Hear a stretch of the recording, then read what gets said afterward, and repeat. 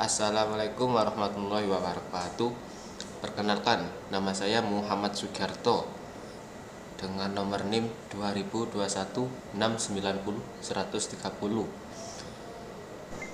Di sini saya akan menjelaskan soal-soal UAS. Nomor 1.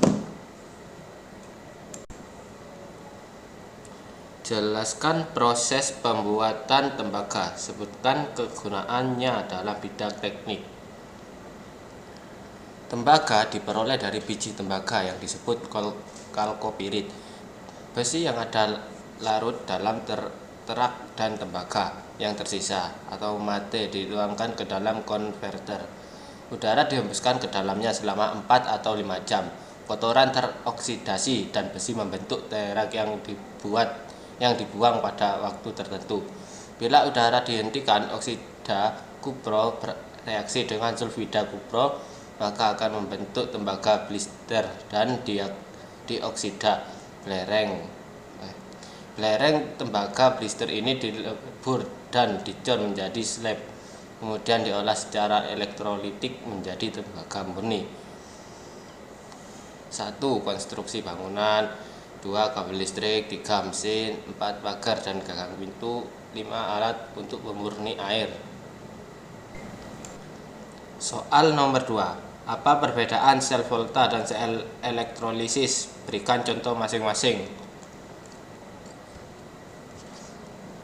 Reaksi pada sel volta adalah reaksi yang mengubah energi kimia menjadi energi listrik secara spontan, sedangkan reaksi pada sel elektrolisis adalah reaksi yang mengubah energi listrik menjadi energi kimia secara disengaja oleh manusia.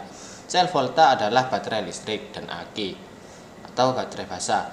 Contoh, sel elektrolisis adalah penyembuhan emas untuk melapisi bagian luar pada perhiasan. Soal nomor 3. Dalam rangkaian sel volta, logam seng dicelupkan ke dalam larutan ZnSO4 dan logam tembaga dicelupkan dalam larutan CuSO4. Jelaskan dengan gambar apa yang terjadi pada logam yang tersebut dan bagaimana reaksi yang terjadi.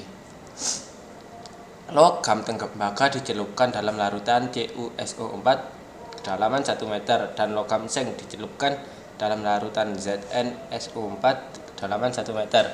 Kedua larutan dihubungkan dengan jembatan garam. Jembatan garam merupakan tabung U yang diisi agar dan garam KCl, sedangkan kedua elektrode logam Cu dan logam Zn dihubungkan dengan alat penunjuk arus listrik voltmeter. Logam Zn akan melepaskan elektron dan mengubah bentuk ion Zn dan bergabung dalam larutan ZnSO4. Elektron mengalir dari elektrode Zn ke elektrode Cu. Ion Cu plus 2 plus dalam larutan CuSO4 menerima elektron dan ion tersebut berubah membentuk endapan logam Cu. Reaksinya dapat digambarkan reaksi oksida Zn ke Zn2 tambah 2E-, reaksi reduksi Cu2 plus 2E- ke Cu. Reaksi bersih pada sel Zn plus Cu2 plus ke Zn2 plus Cu. Penulisan dapat disingkat Zn2 plus Cu2 plus Cu. Soal nomor 4. Jelaskan proses dan reaksi kimia pada pengosongan aki. Jelaskan dengan gambar. Pada kutub negatif anoda Pb ketemu Pb2 plus dan plus 2E-.